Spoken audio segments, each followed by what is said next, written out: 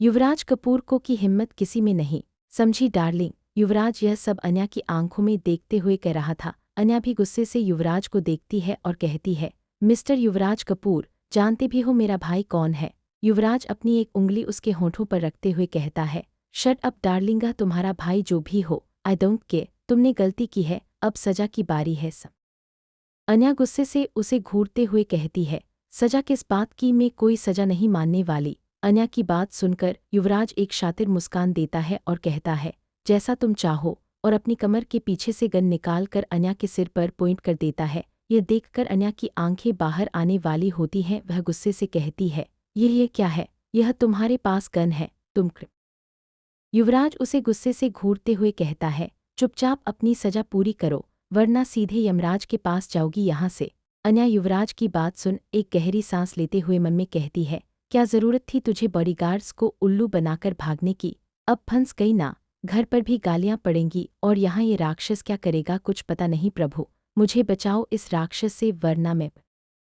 युवराज फिर गुस्से से उससे कहता है, चलना है, यह ऊपर जाना है। अन्या जल्दी से हमें सिर हिलाते हुए कहती है, हाँ हाँ चलना है, चलो। इतना कहते हुए मासूम सा चेहरा बनाकर युवराज के साथ चलने लगती है। वहीं युवराज अपने एक हाथ में गन लिए और दूसरे हाथ से उसे पकड़कर एक शोरूम के अंदर ले आता है, जहां ब्रांडेड कपड़े थे। वह शोरूम का एक पॉपुलर ब्रांड।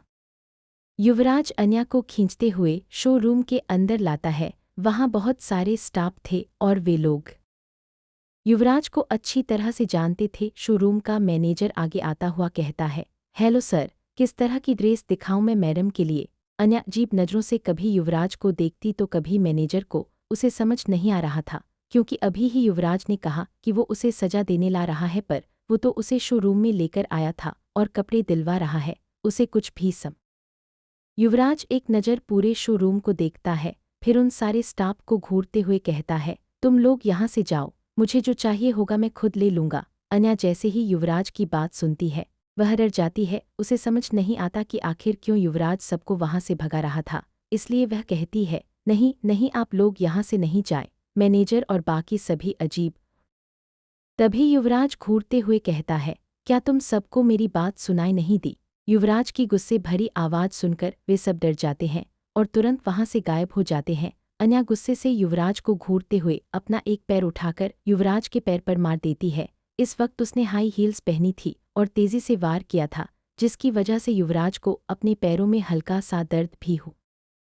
युवराज गुस्से से अब अन्या को देख रहा था। अब हमारी अन्या भी कम नहीं थी, वह भी गुस्से से उसे घूर रही थी। युवराज जैसे ही देखता है कि अन्या उससे डरने के बजाय उसकी आंखों में आंखें डालकर देख रही है, तो उसकी आंखों में एक अजीब सा एक्सप्रेशन आ जाता है और वह एक खतरनाक मुस्कान अन्या को देता है। अन्या उसकी ऐसी मुस्कान से थोड़ा शक करते हुए कहती है, तुम क्या? वह चाहती तो किसी को भी कॉल कर सकती थी, पर अगर उसके परिवार को पता चल गया कि उसने बाहर आकर यह सब किया है, तो उसका भाई उसे छोड़ेगा नहीं। और फिर युवराज के पास उसकी दोस्त भी थी, इसलिए वह चुपचाप वहां बैठकर युवराज और अपनी सजा का इंतजार करने लगी। करीब 5 मिनट बाद वहां युवराज आता है। उसके हाथों में इस वक्त कम से कम 10 ड्रेसेस होती है। अन्या यह देखकर हैरानी से उसे देखने लगती है। उसे कुछ समझ नहीं आ रहा था कि आखिर क्यों युवराज वे ड्रेसेस लेकर वहां आया है। अन्या उसे सवालिया नज़रों से देख ही रही थी कि तभी युवराज वे ड्रेसेस उसके ऊपर फेंकते हुए कहता है, जल्दी से इन्हें बदलकर आओ, मुझे देखना है इनमें कैसी लगती हो तुम। अन्या जैसे ही उसकी बात सुनती है, उसे घूरते हुए कहती है। युवराज बिना कुछ सुने सामने गोली चला देता है। तभी एक तेज चीखने की आवाज़ पूरे शोरूम में गूंजने लगती है। अन्या की आंखें बंद थीं और वह गहरी गहरी सांसें ले रही थी। तभी उसके कानों में आवाज़ आई, गोली इस बार बगल से गई है, लेकिन शायद अगली बार तुम्हारे सर के बीचों बीच हो, क्या पता। अन्या अपनी आंखें खोलकर सामने देखती है, जहां युवराज उसे घूरता हुआ खड़ा था और उसके हाथ में अब भी गन थी। युवराज ने जो गोली चलाई थी वह सीधे अन्या के बगल से निकलकर चली गई थी। उसे बिल्कुल भी चोट नहीं लगी थी। अन्या डर से सिर्फ युवराज को देखे जा रही थी। अन्या ने मन ही मन कहा, मेरा भाई का दूसरा रूप है ये, भगवान बचाओ मुझे बच्ची को। अन्या जल्दी जल्दी जो यह कह रहा है कर ले, वरना सीधे यमराज के पास जाएगी, फिर उनसे ही निपटना पड़ेगा। ये सब अन्या युवराज को। उधर दूसरी तरफ कबीर एक 5 स्टार रेस्टोरेंट में एंट्री करता है, जैसे ही वह अंदर आता है उसकी नज़र सामने जाती है जहां पर रूही एक लड़के के साथ बैठी हुई थी। यह देखकर कबीर की आंखें ठंडी हो जाती हैं। तभी उसके पीछे से माहिरा उसका हाथ पकड़ते हुए कहती है, क्या हुआ कबीर, चलो ना। कबीर एक नज़र माहिरा को देखता है और रूही के टेबल से थोड़ी दूर जाकर उधर रूही के सामने और कोई नहीं बल्कि करण बैठा हुआ था। इस वक्त उसके चेहरे पर मास्क लगा हुआ था जिससे उसका चेहरा नहीं दिख रहा था। रूही उस शख्स को एक शरारती मुस्कान देते हुए कहती है, क्या बात है, हैंडसम चेहरे पर मास्क। करण चिढ़ते हुए कहता है, चुप कर, क्या क्या करना पड़ता है तेरी वजह से, तुझे पता भी है अगर किसी खूबसूरत लड़की ने मुझे तेरे। रूही एक क्यूट सा चेहरा बनाते हुए अपने हाथों पर अपनी ठुर्री टिकाते हुए कहती है, ओह ऐसा क्या, पर कौन सी लड़की तुझे जैसे भकासुर को देखती होगी। और इतना कहकर तेज तेज हंसने लगती है। करण उसे घूरने लगता है। वहीं दोनों की टेबल से थोड़ी दूर बैठा हुआ कबीर उन दोनों को खा जाने वाली नज़रों से घूर रहा था। उसका मन इस वक्त दोनों का खून करने का कर रहा था। उसे बर्दाश्त नहीं हो पा रहा था और उसकी आंखें धीरे धीरे लाल होती जा रही थीं। वहीं उसके सामने बैठी माहिरा को कुछ समझ नहीं आ रहा था कि अचानक से कबीर को इतना गुस्सा क्यों आ रहा है, पर उसने कबीर के चेहरे के भाव देखकर कुछ पूछने की हिम्मत नहीं की। कबीर एकटक उन दोनों को ही देख रहा था। उसे समझ नहीं आ रहा था, पर उसे जलन हो रही थी बहुत ज़्यादा। उसे रूही को किसी और के साथ देखना बर्दाश्त नहीं हो पा रहा था, लेकिन वह कुछ कर भी नहीं सकता था। आखिर किस हक से वह रूही से सवाल करना चाहता था। वहीं दूसरी टेबल पर रूही पास्ता का एक बाइट लेते हुए कहती है, वाह क्या पास्ता बनाया है। वहीं करण, जिसके चेहरे पर मास्क लगा हुआ था, उसे घूरते हुए कहता है, वहाँ मेरा चेहरा मास्क में है और तू मस्त पास्ता खा रही है, शर्म नहीं आती तुझे। रूही उसे घूरते हुए कहती है, वो क्यों आएगी ये बताना जरा, मैंने तुझे इतनी बार उस काली रानी से बचाया है, आज तुम। करण गुस्से से उसे घूरते हुए कहता है, तू मुझे ब्लैकमेल कर रही है, ये गलत है। रूही अपने बाल झटकते हुए कहती है, कुछ गलत नहीं है इसमें, समझा टिट फॉर टैट। करण फिर उससे कहता है, गलत नहीं है, तू मेरे साथ साथ अपने परिवार की आंखों में भी उल्लू बना रही है। अगर उन्हें पता चल गया कि मैं तेरा बॉयफ्रेंड होने की एक्टिंग कर रहा हूँ यहाँ बैठकर, तो मेरा।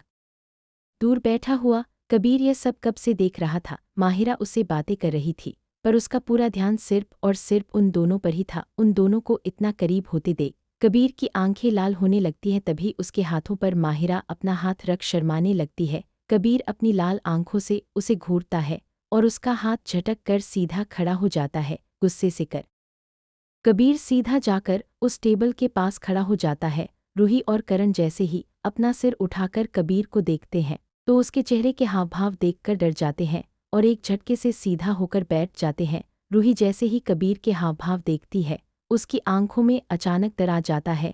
इससे पहले कि रूही कुछ कहती, उसकी नज़र पीछे से आती हुई माहिरा पर पड़ती है और तभी माहिरा कबीर के पीछे आकर उसका हाथ पकड़ते हुए कहती है, क्या हुआ कबीर, तुम यहाँ क्यों चले आए। इतना कहते कहते उसकी नज़र सामने बैठी रूही पर जाती है और उसके साथ बैठे लड़के पर, और अचानक माहिरा की आंखों में गुस्सा आने लगता है। उधर मॉल के अंदर अनाया एक ब्लैक कलर की वेस्टर्न नीले ड्रेस पहनकर बाहर आती है। दरवाज़ा खुलने की आवाज़ सुनकर सामने सोफे पर बैठा युवराज अपना सिर उठाकर सामने देखता है जहां अनाया उसे घूरती हुई खड़ी होती है। अनाया को उस ब्लैक ड्रेस में देखकर युवराज तो मानो कहीं खो ही जाता है। वह बस एक टक उसे देखता जा रहा था। अनाया उसके सामने अपना हाथ हिलाते युवराज अपनी गन सामने टेबल पर रख देता है। टेबल पर गन देखकर अनाया गुस्से से अपनी मुट्ठियां बनाती है और अपना पैर पटकते हुए दोबारा चेंजिंग रूम में चली जाती है। उसके जाते ही युवराज एक गहरी सांस लेता है और धीरे से कहता है, जानलेवा है ये लड़की कसम से। उधर कबीर अभी भी बिना कुछ कहे वहां खड़ा था और एकटक रूही को देख रहा था। माहिरा रूही करण की तरफ देखती है तो करण अपनी आंखों से थोड़ी दूर टेबल पर बैठे एक व्यक्ति की तरफ इशारा करता है। रूही जैसे ही उधर देखती है वहां उस व्यक्ति के हाथ में कैमरा नजर आता है। रूही फिर एक व्यंग्यात्मक मुस्कान देती है और करण की तरफ देखकर मुस्कुराने लगती है। सामने खड़े लोग देख रहे थे कि वे दोनों एक दूसरे के करीब आ रहे थे। कबीर व्यंग्यपूर्ण तरीके से रूही एक प्यारी सी मुस्कान के साथ कहती है, मेरा बॉयफ्रेंड दुनिया का सबसे हैंडसम मैन है, और रही बात मास्क लगाने की तो वह एक काफ़ी पॉपुलर इंसान है और मैं नहीं चाहती कि यहाँ कोई मेरे बॉयफ्रेंड को देखे। रूही की बात सुनकर कबीर की आंखें गुस्से से लाल हो जाती है। माहिरा ताने मारते हुए कहती है, ओह तो तुम्हारे बॉयफ्रेंड इतने पॉपुलर हैं, पर इसके कपड़े इतने न। माहिरा ने ये बात रूही के बॉयफ्रेंड की बेइज्जती करने के लिए कही थी, क्योंकि उस वक्त करण ने एक कैजुअल शर्ट के साथ पैंट पहनी हुई थी जिसमें वह बेहद हैंडसम भी लग रहा था, पर उस पर किसी ब्रांड का नाम नहीं था। रूही मुस्कुराते हुए कहती है, अपना बॉयफ्रेंड पर ध्यान दो, मेरा नहीं। वैसे आप लोगों ने हमारी डेट स्पॉइल कर दी, तो अब हमें कहीं और डेट पर जाना पड़ेगा। उनकी इस बात को सुनकर कबीर का खून खौलने लगता है, पर वह कुछ रिएक्ट नहीं कर पाता। कबीर फिर ताने मारता हुआ कहता है, आपके पास शायद काम होता है कंपनी में, ये मेरी बहन से झूठ बोलकर यहाँ आशिकी लड़ा रहे हैं आप, क्योंकि जहाँ तक मुझे पता है मेरी बहन को ना काम करने वाले लोग बिल्कुल पसंद नहीं है। रूही को बहुत तेज गुस्सा आ जाता है। जैसे ही वह कुछ कहने वाली होती है, करण उसका हाथ पकड़कर कहता है, मिस्टर मल्होत्रा, ये मेरी गर्लफ्रेंड और मिस सनाया के बीच की बात है, so please dot interfere. Kabir गुस्से से एक पंच करण के मुंह पर मारने के लिए जैसे ही बढ़ता है, वहां वेटर आ जाता है। बिल लेकर रूही अपना पर्स खोलकर अपना कार्ड निकालने लगती है। तभी माँ रूही यहाँ करण को जबरदस्ती लेकर आई थी और सारा खाना भी उसने ही खाया था, तो बिल भरने का हक भी उसका ही था। इसलिए बिना किसी चीज पर ध्यान दिए वह अपना पर्स में से पैसा निकालने लगी, लेकिन माहिरा की बात सुनकर उसे गुस्सा आ गया था। जैसे ही वह कुछ कहने के लिए अपना मुंह खोलती है, करण एक बार फिर उसका हाथ पकड़कर उसे शांत होने का इशारा करता है और अपनी पेंट की जेब से एक ब्लैक कार्ड निकालकर वेटर को दे देता है। जैसे ही लोग ब्लैक का सब हैरान हो जाते हैं, वहां खड़ा हर एक व्यक्ति हैरान था, यहाँ तक कि वेटर भी हैरानी से उसकी तरफ देखने लगा। वह रेस्टोरेंट काफी लग्जरियस था, वहां अमीर परिवार के बच्चे और पॉपुलर सेलिब्रिटी ही आते थे, पर जो कार इस वक्त करण ने अपनी पॉकेट से निकाल कर दिया था, वह कार इस देश में सिर्फ 15 लोगों के पास ही था, जो कि काफी वीवीआईपी लोग थे, बाकी किसी के पास। महिरा की बात सुनकर करण उसे देखने लगता है, वही बाकी सब भी उसे देखने लगते हैं। रूही मुस्कुराते हुए कहती है, क्यों तुम्हारा चुराया है जो यह सवाल पूछ रही हो? ओह सॉरी सॉरी, तुम्हारे पास इतना महंगा कार कहाँ से आएगा, तुम्हारी औकात कहाँ? इतना कहते हुए वह मासूम सा चेहरा बना लेती है। महिरा गुस्से से चिल्लाते हुए कहती है, तुम्हारी हिम्मत कैसे हुई मुझसे? एक क्रॉप टॉप के ऊपर शर्ट और जीन्स पहनी थी, जिसमें वह काफी कूल लग रही थी। रूही और करण इस वक्त एक सफ़ेद स्पोर्ट्स बाइक पर बैठे थे। अगल बगल से आते लोग उन्हें देख रहे थे, क्योंकि वे दोनों बहुत कूल लग रहे थे। करण आगे बाइक पर बैठा हुआ था और रूही उसकी कमर को कसकर पकड़े हुए पीछे बैठी थी, और वे दोनों तेजी से बाइक पर वहां से निकल गए। तक कबीर का गुस्सा अपने चरम पर था। उसने एक नज़र भी महिरा को नहीं देखा और बिना कुछ कहे वहां से निकल गया। महिरा गुस्से से अपनी मुट्ठियां बांध ली। वह कबीर की आंखें पढ़ रही थी और उसे समझ आ रहा था कि वह रूही के बारे में क्या सोच रहा है। उसकी आंखों में जलन साफ साफ दिखाई दे रही थी। यह सब सोचकर उसकी आंखें भी गुस्से से लाल हो रही थी। महिरा वहीं रूही और करण की टेबल से थोड़ी दूर एक टेबल पर एक व्यक्ति बैठा हुआ था। उसने किसी को कॉल करते हुए कहा, सर, वह सच में किसी लड़के के साथ बैठी हुई थी और वे दोनों एक दूसरे के काफी करीब भी थे। दूसरी तरफ से आवाज आई, क्या तुमने उन दोनों की तस्वीर ली? वह लड़का कैसा था और कौन था वह? रेस्टोरेंट में बैठे व्यक्ति ने जवाब दिया, बॉस, उसके चेहरे पर माँ। वहीं मॉल के अंदर अब तक अनाया करीब 10 से भी ज्यादा कपड़े बदल चुकी थी। उसकी आंखें अब गुस्से से लाल हो चुकी थीं, क्योंकि युवराज तब से उसे किसी राजा की तरह आदेश दे रहा था, जैसे वह उसकी गुलाम हो। आज तक किसी ने उसे ऐसे आदेश नहीं दिए थे जैसे युवराज दे रहा था। अगर उसके दोस्त और भाई का डर नहीं होता तो वह अब तक युवराज का खून कर चुकी होती। युवराज अनाया को घूर रहा था, जो अभी नीले ऑफ शोल्डर इवनिंग गाउन में खड़ी थी। उसके चेहरे पर गुस्सा साफ साफ दिख रहा था। युवराज मुस्कुराते हुए कहता है, डन। युवराज के मुंह से डन सुनकर अनाया हैरान होकर उसे देखने लगती है। युवराज उसे अपनी तरफ हैरानी से देखते हुए खुद को देखता है, फिर खड़ा हो जाता है और अनाया की तरफ बढ़ने लगता है। अनाया जैसे दीवार से लग जाती है। जैसे ही वह वहां से निकलने की कोशिश करती है, युवराज उसके दोनों तरफ अपने हाथ रख देता है और उसके ऊपर झुक जाता है। अनाया युवराज को अपने ऊपर झुकते हुए देखती है। वह डर जाती है और अपनी आंखें कसकर बंद कर लेती है। उसकी धड़कनें अब बुलेट ट्रेन से भी ज्यादा तेज थीं। उसे समझ नहीं आ रहा था कि ऐसा उसके साथ क्यों हो रहा है। आज तक उसका कोई भी बॉयफ्रेंड नहीं था, क्योंकि उसे कोई भी उसके लायक नहीं लगा। वह आज तक कभी भी किसी लड़के के इतना करीब नहीं गई थी। इस इतना कहते ही युवराज उसके होठों पर अपनी एक उंगली रख देता है और उसे देखते हुए कहता है, चुप हो जाओ, तब से मेरा भाई की ही रट लगा रखी है। तुमने इतने समय से मेरे साथ हो, तुम्हारे भाई को तुम्हारी चिंता नहीं है, जवाब दो। अनाया युवराज को क्या जवाब देती। वह खुद अपने भाई के चमचों बॉडीगार्ड्स को चकमा देकर आई थी। अनाया बात को पलटते हुए कहती है, मुझे आज घूमना था, मुझे फ्रीडम मिली हुई है, कहीं भी आने जाने की, तो आखिर क्यों कोई मेरी पीछे पीछे आएगा। उसकी बात सुनकर युवराज थोड़ा और उसकी तरफ झुकते हुए कहता है, अच्छा, तुमने तो कहा कि तुम्हारा भाई एक अमीर इंसान है और पावरफुल बिजनेसमैन है, तो मुझे एक बात बताओ, अमीर लोगों के बहुत सारे दुश्मन होते हैं। अब तुम्हारा भाई अमीर है तो उसके भी होंगे, क्यों, सही कहा ना मैंने। अनाया जैसे ही युवराज की बात सुनती है, हाँ में सिर हिलाते हुए कहती है, बिल्कुल है, क्यों नहीं होंगे। युवराज फिर अनाया की तरफ देखते हुए कहता है, तो बिना किसी सुरक्षा के तुम्हारा भाई तुम्हें कैसे छोड़ सकता है। हाँ, कहीं तुम अपने भाई के बॉडीगार्ड्स को चकमा तो देकर नहीं आई हो। अनाया जैसे ही यह युवराज के मुंह से सुनती है, वह स्तब्ध हो जाती है। उसे समझ नहीं आ रहा था कि आखिर कैसे युवराज ने यह पता लगा लिया। उसने तो ऐसा कुछ कहा भी नहीं था। फिर खुद ही मन में सोचते हुए कहती है, अगर इसे भनक भी लग गई कि सच में मैं अपने भाई के चमचों को पागल बनाकर भागी हूँ, तो यह आदमी मुझे छोड़ेगा नहीं और पागल बना देगा। वह ये सब सोच ही रही थी कि उसके कानों में युवराज की आवाज़ आती है, थोड़ा धीरे, मन में बात करना नहीं आता क्या। जैसे ही अनाया उसकी यह बात सुनती है, वह स्तब्ध हो जाती है और हैरानी से उसे देखने लगती है। युवराज जैसे ही अनाया का एक्सप्रेशन देखता है, उसकी हंसी निकल जाती है। ये देखकर तो अनाया का एक्सप्रेशन और खराब हो गया, क्योंकि युवराज की पर्सनालिटी देखकर उसे लग रहा था कि उसे हंसना आता ही नहीं होगा, और अगर हंसता भी होगा तो चमकदार जैसी स्माइल होगी। पर फिर मन में कहती है, हे भगवान, इसकी स्माइल कितनी चार्मिंग है। ओह मेरा दिल, यह मेरे दिल को क्या। ये सब अपने मन में बोल रही थी। वहीं युवराज बस एकटक उसे ही देख रहा था। युवराज फिर अपना चेहरा बिल्कुल अनाया के चेहरे के करीब कर देता है। अनाया की आंखें हैरानी से बड़ी हो जाती हैं। वह उसे देखते हुए कहता है, बेबी गर्ल, अगर तुम्हारे मेरी तारीफ करने का हो गया हो तो क्या तुम चेंज करके आओगी, क्योंकि तुम बेरोजगार हो। मैं नहीं। इतना कहते ही वह एक अनाया गुस्से से उसे घूरते हुए कहती है, क्या कहा तुमने मुझे बेरोजगार?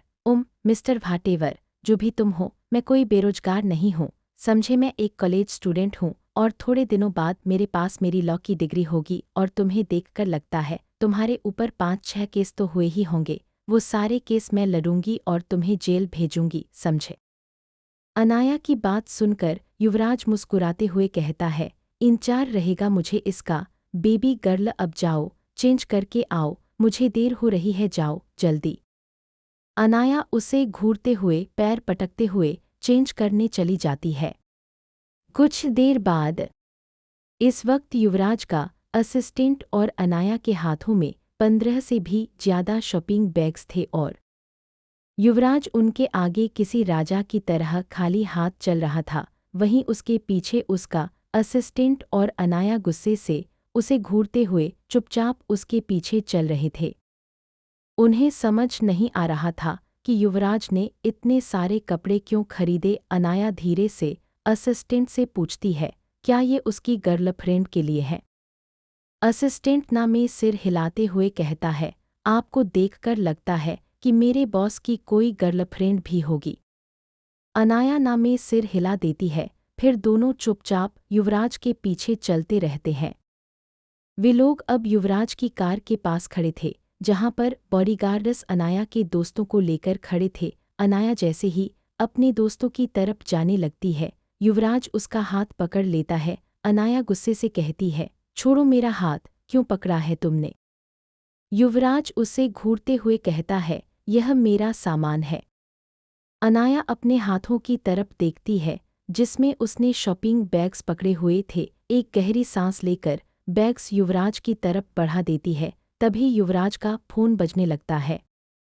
युवराज अनाया को एक नज़र देखकर बड़े आराम से अपना फ़ोन निकालकर कान पर लगाकर कहता है, हाँ स्वीटू, तुम्हारे लिए कपड़े ले लिए हैं, तुम्हें परफेक्ट आएंगे। दूसरी तरफ वाला शख्स कुछ कहता है और उसके बाद वो कॉल कट जाता है।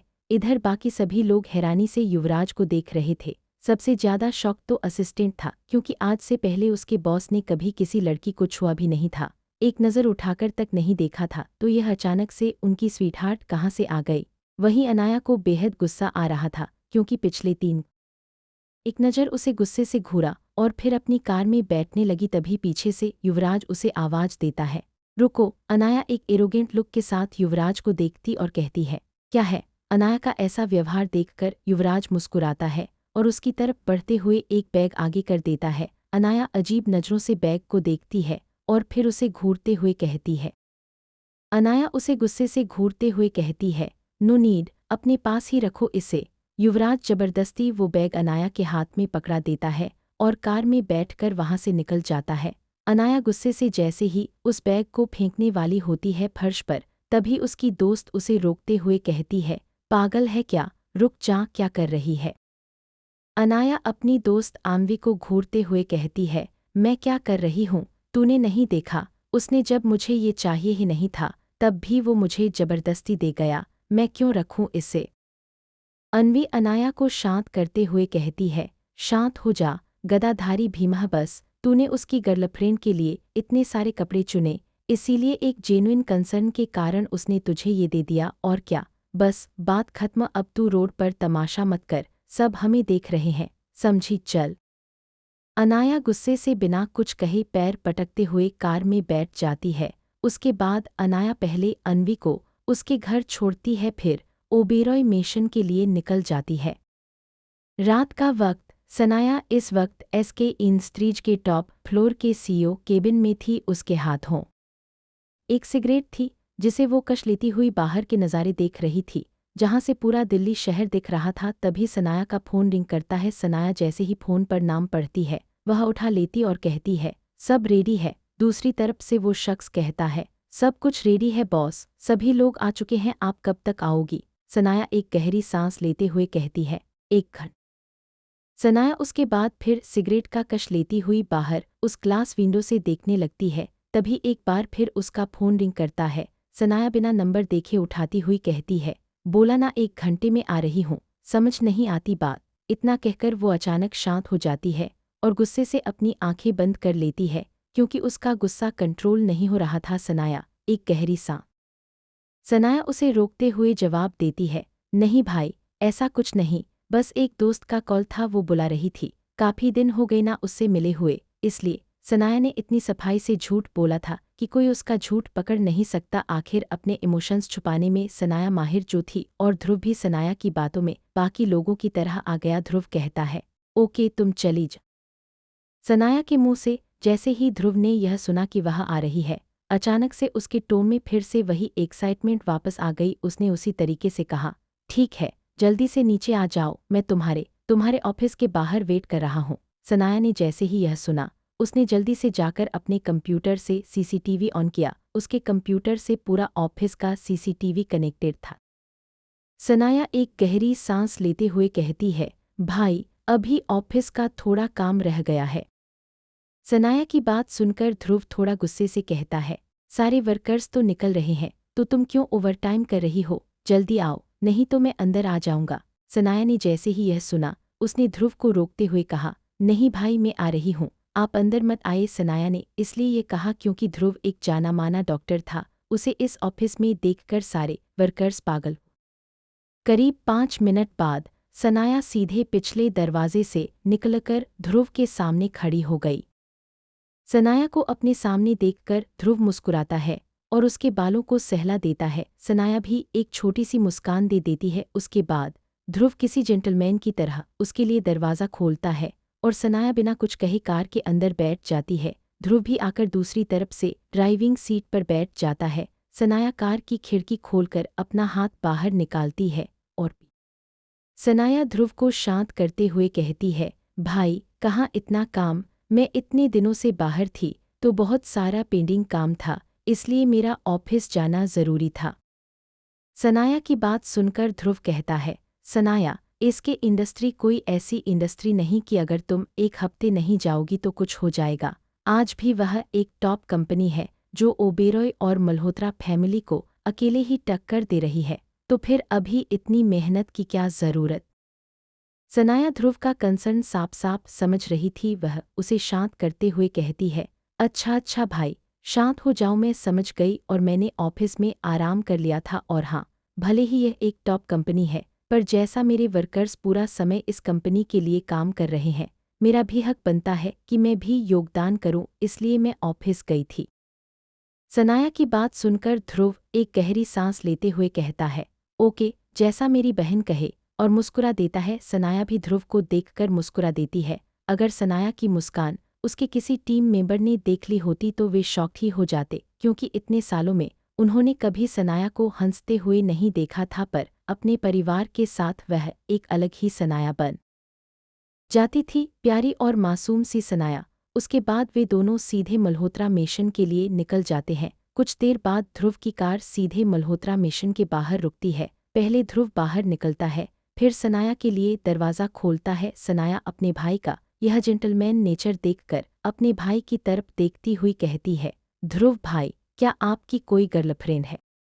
जैसे ही ध्रुव यह सनाया के मुंह से सुनता है, उसके जहन में एक ही पल में सीधे कृति का चेहरा आता है। वह मुस्कुरा देता है और कहता है, नहीं नहीं, ऐसा कुछ नहीं है, क्यों पूछ रही हो वैसे? सनाया ध्रुव का चेहरा देखकर कहती है, कोई लड़की अगर पसंद आ जाए तो बता देना, मैं बात आगे बढ़ा दूंगी। और इतना कहकर वह अंदर चली जाती है। ध्रुव वहीं खड़ा रहकर सनाया की बातों को याद करता है और उसे तुरंत समझ में आ जाता है सनाया की बातों का मतलब। वह खुद से बात करते हुए कहता है, क्या उसने मेरा दिमाग पढ़ा? फिर खुद को सही करते हुए कहता है। जैसे ही वे दोनों अंदर प्रवेश करते हैं, दरवाजे पर कबीर गुस्से में वहां खड़ा हुआ उन्हें दिखता है। दोनों को ही कबीर का गुस्सा समझ में नहीं आ रहा था कि आखिर वह गुस्सा क्यों है। ध्रुव कबीर का गुस्सा देखकर शांत स्वर में कहता है, क्या हुआ भाई, आप इतना गुस्से में क्यों हो? कबीर गुस्से में ध्रुव को घूरता हुआ कहता है, मैंने तुम्हें पहले ही कहा था ना कि मैं आज सनाया को ऑफिस से पिक करूंगा, तो तुम उसे लेने क्यों गए? जैसे ही यह बात ध्रुव सुनता है, वह हैरान हो जाता है और तभी उसे कबीर के गुस्से का कारण समझ में आता है। सनाया अचानक से हंसने लगती है। उसे इस तरह हंसता हुआ देखकर पहले तो कबीर मुंह बना लेता है, फिर वह भी हंसने लगता है। वही दोनों को हंसते देख ध्रुव भी हंसने लगता है। 1 मिनट बाद तीनों अचानक से चुप हो जाते हैं, क्योंकि वहां का माहौल अचानक से कांप। कबीर भी बिना कुछ कहे बस हो में सिर हिला देता है। तभी वहां एक नौकर उन्हें डिनर के लिए बुलाने आता है। तीनों अपना सिर हिलाकर चुपचाप डाइनिंग एरिया की तरफ बढ़ जाते हैं। डाइनिंग एरिया में इस वक्त दादाजी, दादी जी, राम जी और सीता जी सभी बैठे हुए थे। इस वक्त वहां नताशा नहीं थी, वह अपनी दोस्त के घर गई हुई थी। जैसे ही दादी जी अपने तीनों पोता पोती को आते हुए देखती हैं, वे मुस्कुराते हुए कहती हैं, तुम तीनों आ गए। दादी जी की बात सुनकर तीनों अपना सिर हिला देते हैं और डाइनिंग टेबल पर बैठ जाते हैं। सर्वेंट्स उन्हें खाना सर्व करने लगते। राम जी जब से सनाया टेबल पर बैठी थी, तभी से उसे ही देख रहे थे। सनाया भी ये नोटिस कर रही थी, पर वह कुछ कह नहीं रही थी। वह अपने पापा के बोलने का इंतजार कर रही थी। वहां टेबल पर बैठे सभी लोगों ने भी ये नोटिस कर लिया था कि राम जी सनाया को घूर रहे हैं। राम जी फिर सनाया से कहते हैं, सनाया, हमारे कुछ सवालों का जवाब देना होगा आपको। सनाया। खाना खाने के बाद सब लोग हॉल में एक तरफ बैठे थे और सनाया उनके सामने। राम जी सनाया को देखते हुए कहते हैं, सनाया, आपको हमारे सवालों का जवाब देना होगा, वो भी बिल्कुल सही सही। सनाया ने एक नज़र अपने पूरे परिवार को देखा, फिर बिना किसी एक्सप्रेशन के हाँ में सिर हिला दिया। राम जी ने एक गंभीर भाव के साथ सनाया से पूछा, आप 1 महीना कहाँ थी? सनाया ने बिना किसी झिझक के कहा, अपने उसी बिना भाव चेहरे के साथ, मैं न्यूयॉर्क में थी 1 महीना। जैसे ही वहां बैठे लोगों ने सुना कि सनाया न्यूयॉर्क में थी, वे सब हैरान हो गए, क्योंकि उनके खबरी ने तो बताया था कि सनाया इस देश में है, तो फिर सनाया न्यूयॉर्क कैसे? कबीर से कंट्रोल नहीं हो पाता है, वह सीधे सनाया से पूछता है, सनाया, पर हमारे खबरी ने तो बताया कि तुम इंडिया में ही हो। सनाया ने एक गहरी सांस लेते हुए कहा, वो सब एक ट्रैक था, अगर कोई मेरे बारे में पता लगाने की कोशिश करे तो उसे बेवकूफ़ बना सके। सनाया की बात सुनकर सब लोग हैरान थे। अब उन्हें समझ आ रहा था कि आखिर क्यों उनके खबरी कुछ पता नहीं लगा पा रहे थे। राम जी फिर अगला सवाल करते हुए सनाया से पूछते हैं, आपने जाने से पहले एक बार भी हमें बताना ज़रूरी नहीं समझा? सनाया, हमारा क्या होता, हम अब आपका परिवार हैं, अपनी चिंता रहती है हमें, आप बिना बताए ऐसे कैसे चली जा सकती हैं?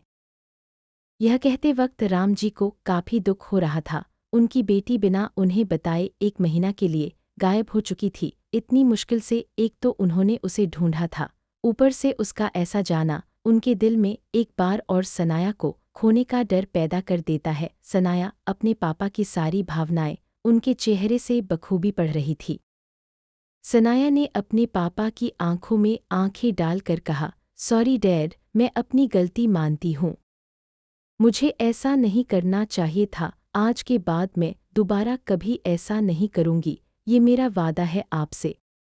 जैसे ही राम जी ने अपनी बेटी के मुंह से यह सुना, उनका जो अब तक थोड़ा सा गुस्सा था वो भी कहीं गायब हो गया। उन्होंने मुस्कुराते हुए कहा, हम आपसे ऐसी ही उम्मीद रखते हैं, हमारी बच्ची हमें कभी भी नहीं छोड़कर जाएगी।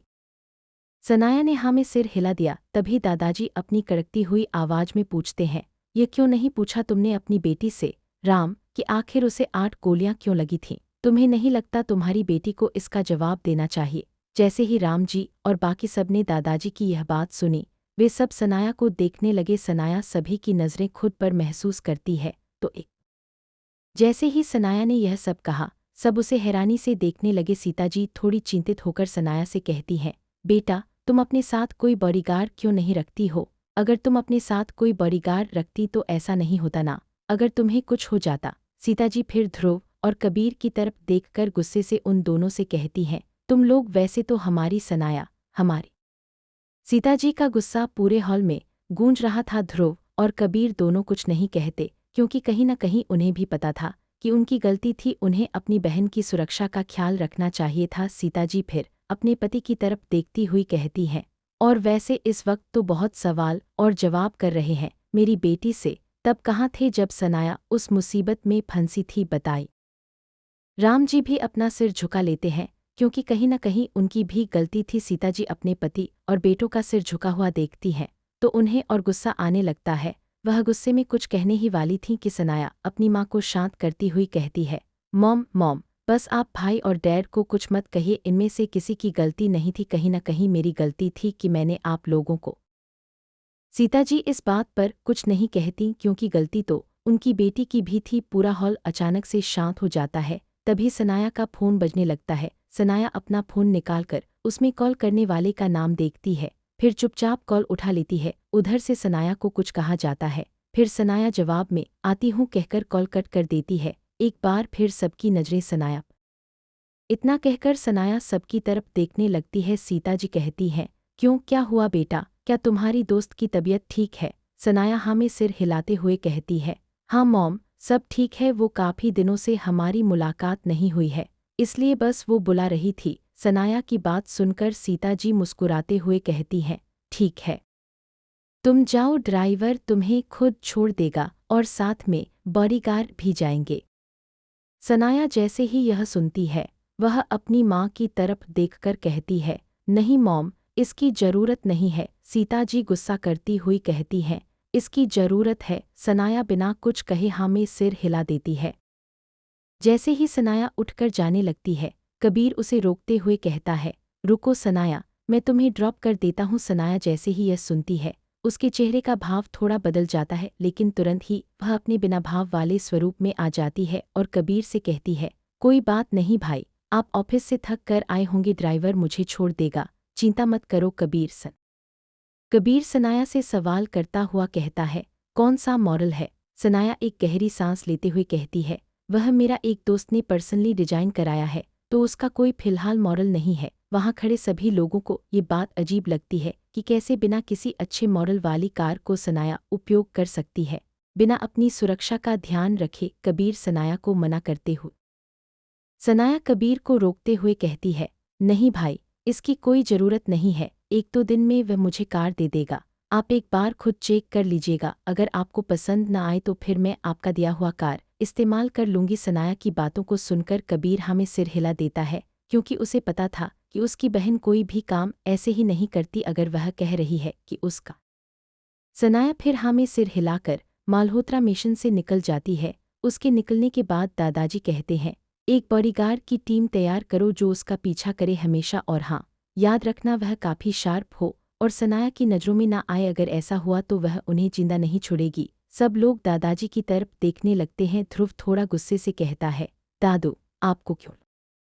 दादाजी अपने पोते की तरफ मुस्कुराते हुए देखते हैं और कहते हैं, बेटा, भूलो मत वह मालहोत्रा और आर्य परिवार का खून है। फिर राम जी और सीता जी की तरफ देखते हुए कहते हैं, और बेटी किसकी है? गुस्सा, धोखा और गलत वह बर्दाश्त नहीं कर सकती है। इतने साल उसने आर्य के साथ बिताए हैं, ऊपर से एक सफल व्यवसायी महिला है, उसका यह सब करना लाजमी है इसके इंडस्ट्री की। रमेश मालहोत्रा परिवार का सबसे काबिल और होनहार ड्राइवर था, और वही खड़ा बॉडीगार्ड जिसका नाम केशव था, मालहोत्रा परिवार का हेड बॉडीगार्ड था, जिसे अब सनाया का पर्सनल बॉडीगार्ड बनाया गया था। सनाया दोनों को देखते हुए कार की पिछली सीट पर बैठ गई, वहीं रमेश और केशव आगे बैठ गए। कार मालहोत्रा परिवार के मेन गेट से निकल गई। कार में बैठे रमेश ने सम्मानपूर्वक सनाया ने सीधा जवाब दिया, कब्रिस्तान। सनाया का जवाब सुनकर रमेश और केशव दोनों हैरानी से एक दूसरे को देखने लगे। उनके चेहरे पर अजीब सा भाव था। सनाया भी उन्हें देख रही थी और उसने कहा, आज से आप लोग मेरे लिए काम करेंगे। सनाया की बात सुनकर दोनों चौंक गए और एक दूसरे को देखने लगे। उन्होंने आज तक सनाया से कभी बात नहीं की थी। सनाया के व्यवहार से ड्राइवर थोड़ी हिचकिचाहट के साथ बोला, लेकिन मैडम, हमें आपके लिए क्या काम करना होगा? सनाया जब ड्राइवर की बात सुनती है और उसके हावभाव देखती है तो सब समझ जाती है और थोड़ी अपनी ठंडी आवाज़ को सामान्य करते हुए कहती है, मैं कुछ ऐसी जगहों पर जाती जहाँ के बारे में मालहोत्रा परिवार के किसी भी सदस्य को पता नहीं चलना चाहिए। ड्राइवर यह सुनते ही कार अचानक से रोक देता है। सनाया जैसे ही देखती है कि ड्राइवर ने कार रोक दी है, वह उसे देखने लगती है। ड्राइवर कुछ कहता उससे पहले बॉडीगार्ड बोलता है, सॉरी मैडम, लेकिन हम ऐसा कोई काम नहीं करेंगे जो मालहोत्रा परिवार को नुकसान पहुंचाए। सनाया जैसे ही सनाया दोनों के चेहरे पर डर देखती है तो उन्हें शांत कराते हुए कहती है, आप लोग शांत हो जाइए। मेरा कहने का मतलब है, मैं कहाँ जाती हूँ इसके बारे में मेरी फैमिली को पता नहीं चलना चाहिए। वक्त आने पर मैं उन्हें खुद बता दूंगी। सनाया की बात सुनकर दोनों अपना सिर हाँ में हिला देते हैं। कुछ देर बाद ड्राइवर कार एक कब्रिस्तान के बाहर रोकता है। इस वक्त वहां ड्राइवर कब्रिस्तान से कुछ ही दूरी पर अपनी कार रोक देता है, क्योंकि उसे आगे जाना थोड़ा अजीब लग रहा था। चारों तरफ अंधेरा होने की वजह से कुछ भी दिखाई नहीं दे रहा था और ऊपर से तेज बारिश। ड्राइवर कुछ कहता उससे पहले ही उनकी कार के आसपास बहुत सारी कारों की लाइट्स जल जाती हैं। ड्राइवर और बॉडीगार्ड्स काफ़ी शॉक्ड हो जाते हैं। कोई कुछ कहता उससे पहले ही वहां बहुत ड्राइवर और बॉडीगार्ड्स यह सब देख रहे थे। उनका काम था सनाया को प्रोटेक्ट करना, लेकिन उन्हें यह भी आदेश मिला था कि सनाया के हर आदेश का पालन करे। ड्राइवर और बॉडीगार्ड्स दोनों ही बहुत बुरी मुसीबत में फंस गए थे। अगर वे बाहर जाएं तो सनाया उन्हें नहीं छोड़ती, और अगर अंदर रहते तो कबीर उन्हें नहीं छोड़ता। वे बस तमाशा देखने के अलावा कुछ नहीं कर सकते थे। सनाया की तेज और कर्कश आवाज़ सुनकर वे सारे लोग रुक गए। उन लोगों ने ऊपर से नीचे तक काले कपड़े पहने हुए थे और चेहरे पर एक अजीब सा मास्क था। उनमें से एक व्यक्ति चिल्लाते हुए कहता है, तो तुम आखिर हमें मिल ही गईं, कितना ढूंढा हमने। देखने से वह व्यक्ति उनका लीडर लग रहा था। सनाया चिल्लाते हुए कहती है, तुम्हारा बॉस खुद क्यों नहीं आता, जो तुम जैसे कुत्तों को भेजता है? सनाया ने जैसे ही यह कहा, वह व्यक्ति जो अभी उससे बात कर रहा था चिल्लाते हुए कहता है, अरे लड़की, तेरी हिम्मत कैसे हुई हमारे बॉस के बारे में ऐसा बोलने की? तेरी कोई हैसियत नहीं है हमारे बॉस के सामने। फिर उस व्यक्ति ने अपने साथियों की तरफ देखते हुए कहा, मार दो इसे। जैसे ही उसके साथियों ने अपने लीडर की यह बात सुनी, उन्होंने सनाया पर फायरिंग शुरू। वहां अंदर बैठे ड्राइवर और बॉडीगार्ड्स ने जैसे ही यह देखा, वे लोग डर गए, क्योंकि वहां पर 10 से भी ज्यादा लोग थे और वे बिना रुके सनाया पर फायरिंग कर रहे थे। लेकिन ड्राइवर और बॉडीगार्ड्स तब सदमे में चले गए जब उन्होंने सामने का दृश्य देखा। सामने सनाया ने अपनी कोट की जेब से अपनी दोनों गन निकालकर उन पर बेहिसाब फायरिंग शुरू कर दी थी। सनाया बिना रुके उन पर में से एक लीडर चुपचाप एक छोटी सी चीज़ निकालकर सनाया की कार की तरफ फेंकने लगा। इससे पहले वह उसे फेंक पाता, वह अचानक से सीधा रोड पर गिर जाता है। बाकी गुंडों की नज़र अपने लीडर पर जाती है, जिसके गले से खून बह रहा था और वह जमीन पर पड़ा हुआ था। वह मर चुका था। एक गुंडा चिल्लाता हुआ कहता है, वह मर चुका है। सबकी नज़र उस गुंडे पर पड़ती है। तभी एक गुंडा, जो सनाया से थोड़ी दूर पर था, हकलाते हुए अपने कदम पीछे लेता हुआ कहता है कि क्वीन क्वीन। उसकी आवाज़ जैसे ही बाकी के कानों में जाती है, वे सब डर जाते हैं और अपने कदम पीछे ले लेते हैं। पर जिसने अभी क्वीन कहा था, अचानक से वह भी जमीन पर गिर जाता है। सब उसे देखने लगते हैं। तभी सनाया चिल्लाते हुए कहता है, डाक ख्वान जार मराना आ चुका था कि उनका बॉस बहुत गलत इंसान से पंगा ले चुका है।